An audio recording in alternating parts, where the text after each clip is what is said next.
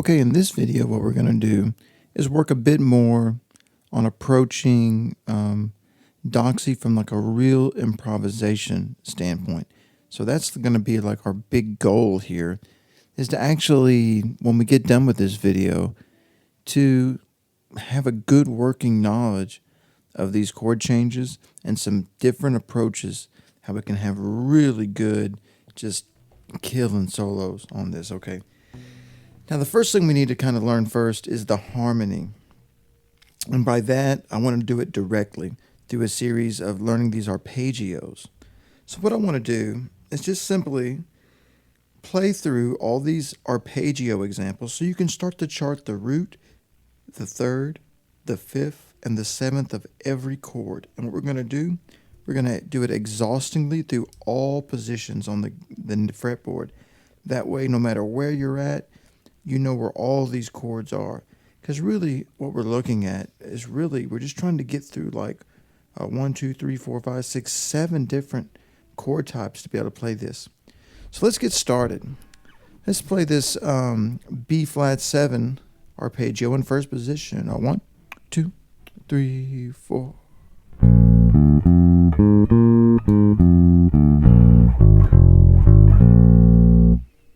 So you want to be sure and identify the root, the B flat, the D, the third, the F is the fifth, and the A flats are the sevenths. And make sure when you play through this, you know what is what. And that goes for all the examples that are this B flat 7. Okay, let's look at the A flat 7, the next one.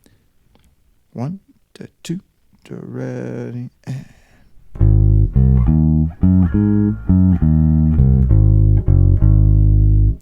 So here, be aware as well. A flat is the root, C is the third, E flat is the fifth, and G flat is the seventh. So learn that. All right, here's the E flat 7. 1, 2, ready, and.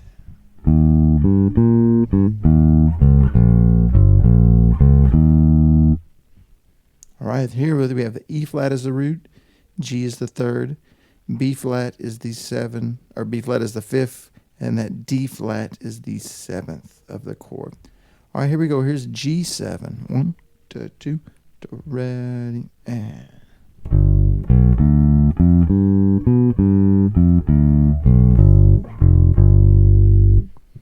All right, there's a G for the root, B natural is the third, D is the fifth, and F is the seventh. All right, here's C7. 1, 2, ready, and.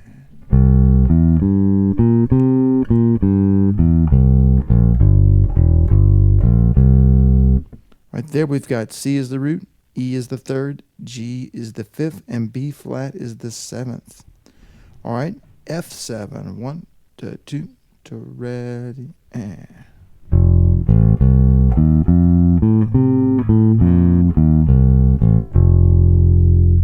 All right, so that one, F is the root, A is the third, C is the fifth, and E flat is that seventh. So get these spellings down while we do these initial examples. All right, and finally we get this E diminished seventh. Here we are. 1, 2, ready, and.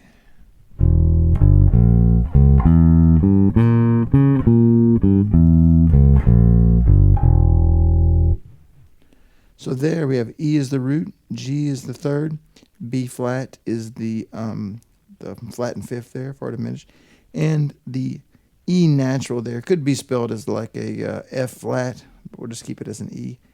Or no, I'm sorry, the D flat there rather. That's that diminished seventh.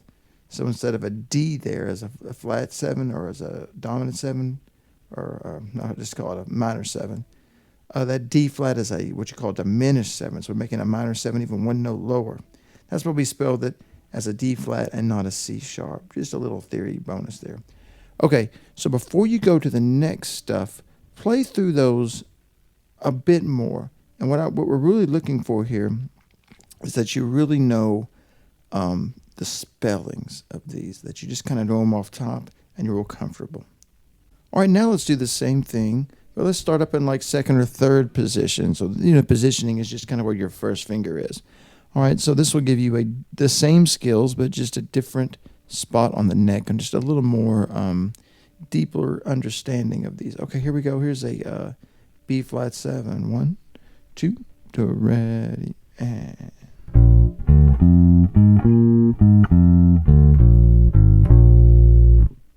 all right, here's an A flat 7. 1, 2, to ready, and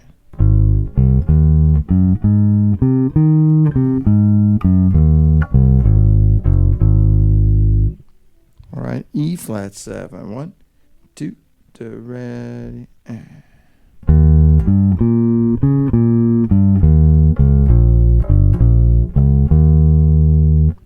here's G7. 1, 2, to ready, and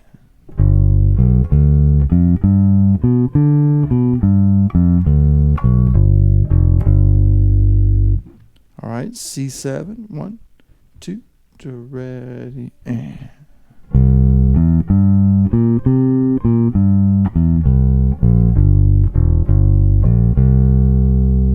all right, here's F7. 1, 2, to ready, and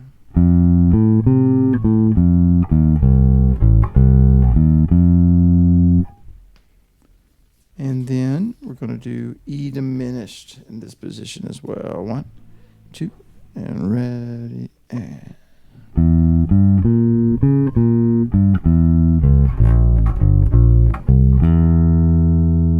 all right. So once again, don't move on until you're really comfortable with the spellings of these individual chords, all 4 of their notes, and then where those notes are on the fretboard. Kind of trace them in your head with the note names. Even use like the 1, 3, 5, and 7. Trace those. And then when you learn those, you can move on to the next one. All right, let's do it again up in the 4th or 5th position. Here we go. 1, 2, here's B flat, and go.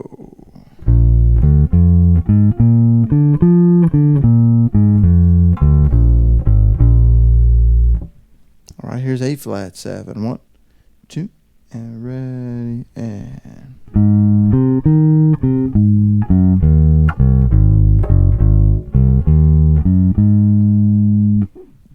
E flat 7. 1, 2, and ready, and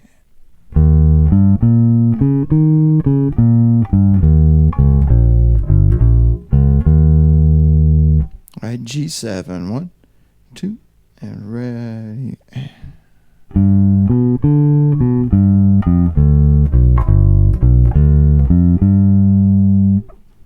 all right, here's C7. 1, 2, and ready, and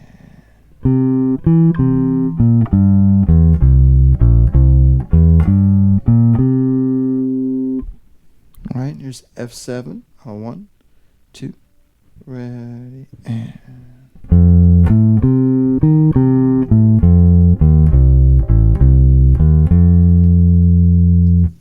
all right, and here's E diminished. 1, 2, and ready, and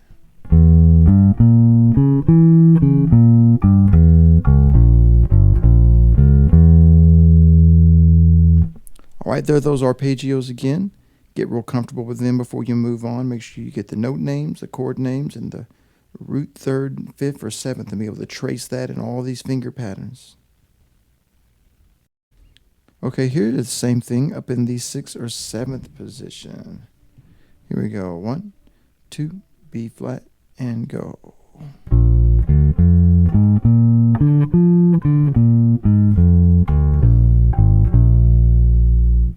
Right, here's A flat. 1, 2, and ready, and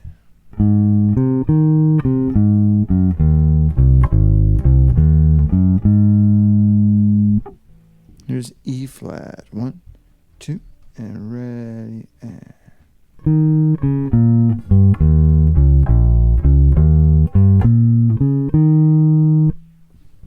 all right, here's G. 1, 2, and ready, and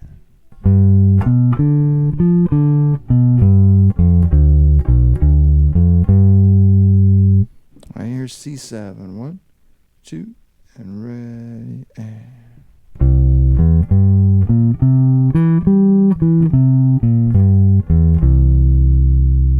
all right, here's F7. 1, 2, and ready, and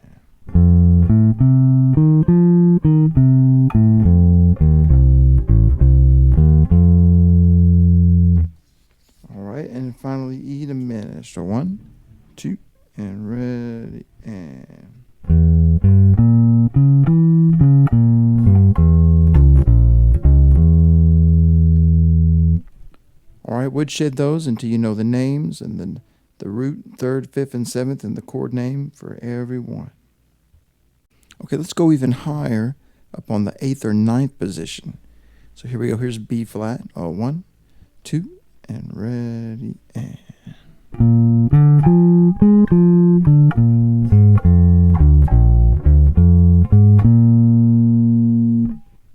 Here's A flat. So 1, 2, and ready, and.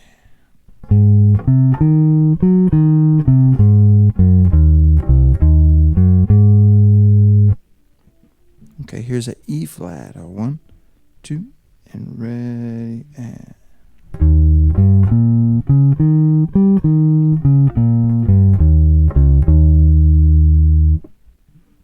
All right, here's the G. 1, 2, and ready, and.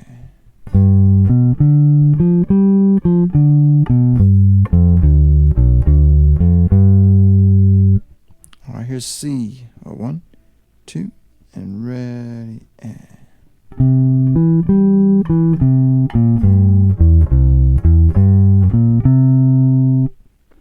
And here's F. 1, 2, and ready, and.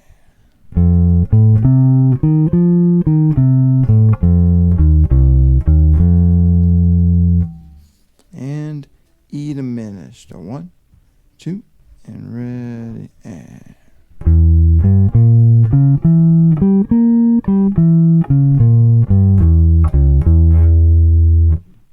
All right, learn those, get them down, and then we'll go on to the next section here. Okay, here we are in the 10th or 11th position, a bit higher. Here's that B flat 7. 1, 2, and ready, and.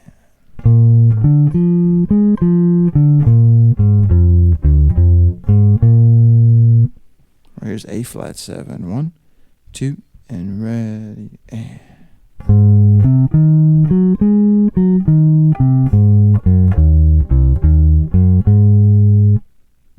All right, here's E flat 7. 1, 2, and ready, and.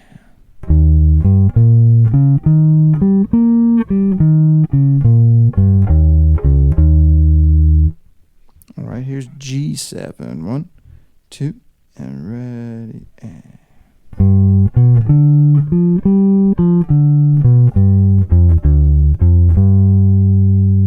All right, C7. 1, 2, and ready, and.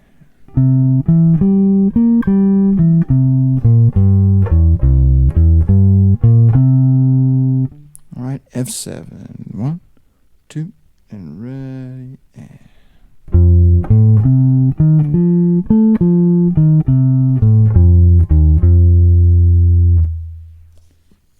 And then we have E diminished. 1, 2, and ready, and.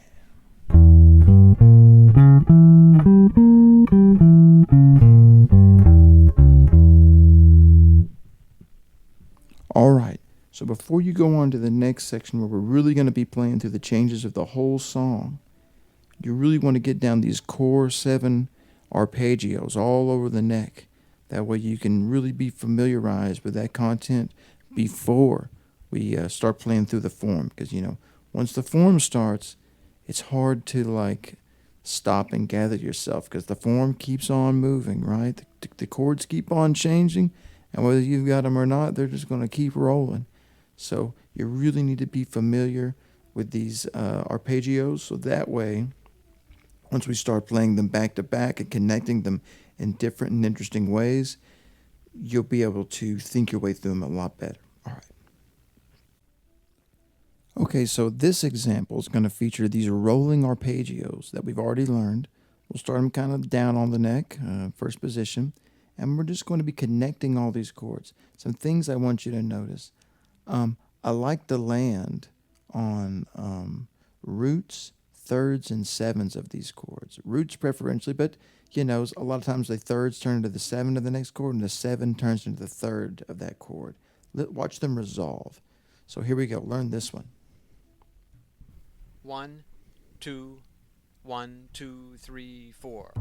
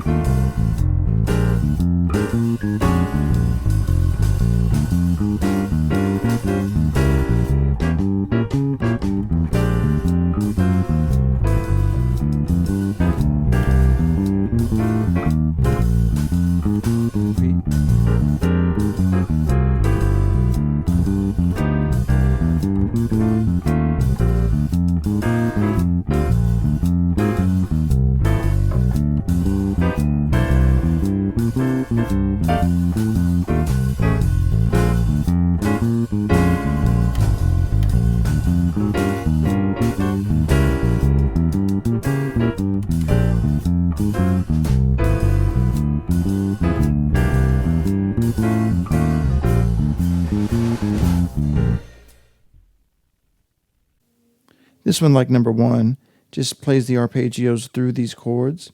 Let's see if we can play them in a different position. So this one is a little higher up the neck. The fingering may be a little tricky on this one, so I'll spend a lot of time smoothing out the left hand here. 1, 2, 1, 2, 3, 4.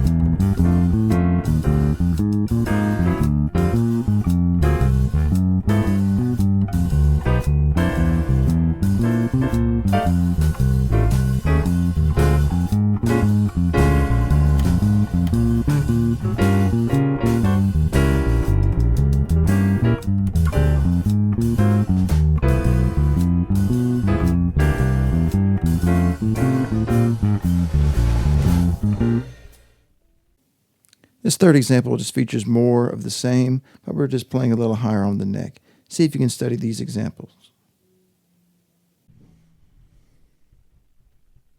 1, 2, 1, 2, 3, 4.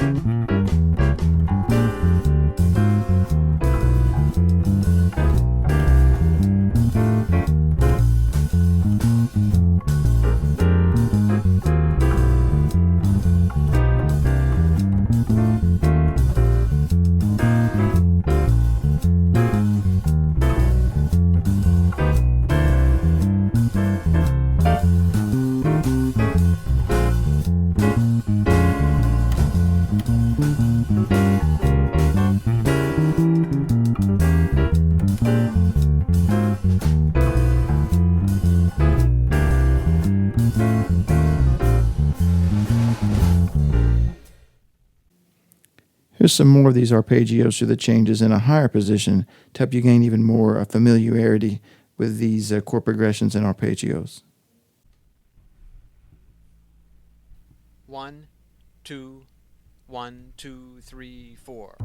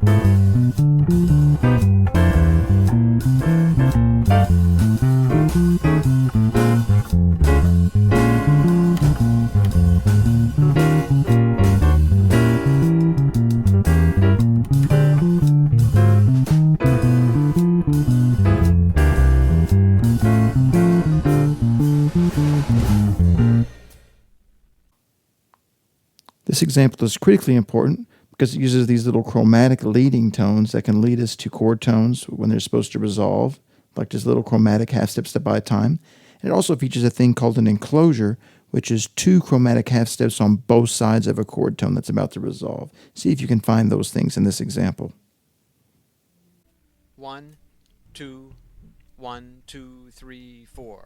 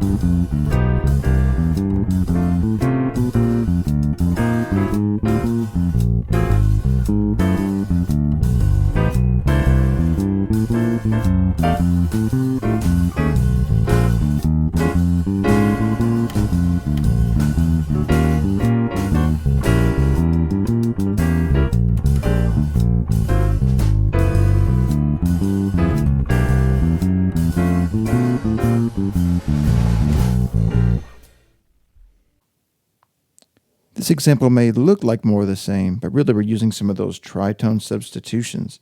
See if you can find the parts that I've parenthesized with the tritone substitution and study those. 1, 2, 1, 2, 3, 4.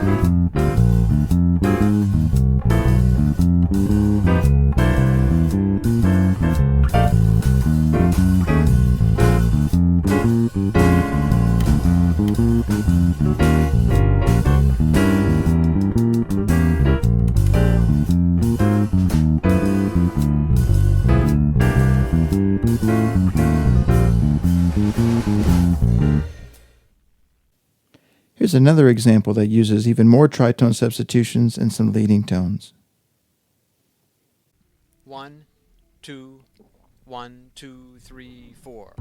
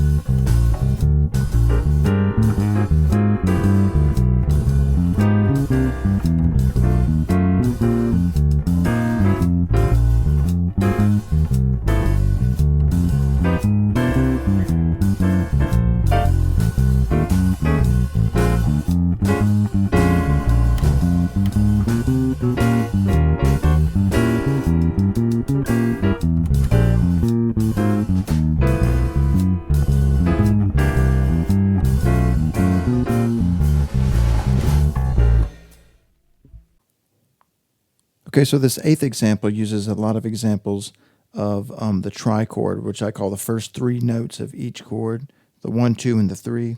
So you'll see those a lot sometimes, like 1, 2, 3, or maybe 8, 2, 3. And you'll see these arpeggios in the skips too. So here this one is. 1, 2, 1, 2, 3, 4.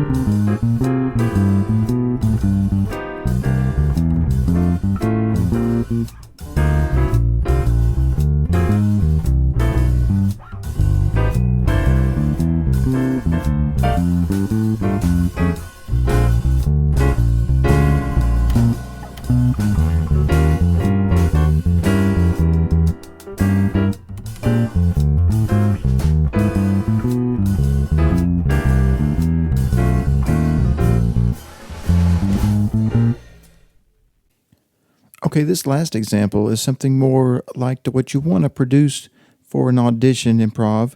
It might be a little busy for a casual listening improv, but it uses all those things we've already done. Here it is. 1, 2, 1, 2, 3, 4.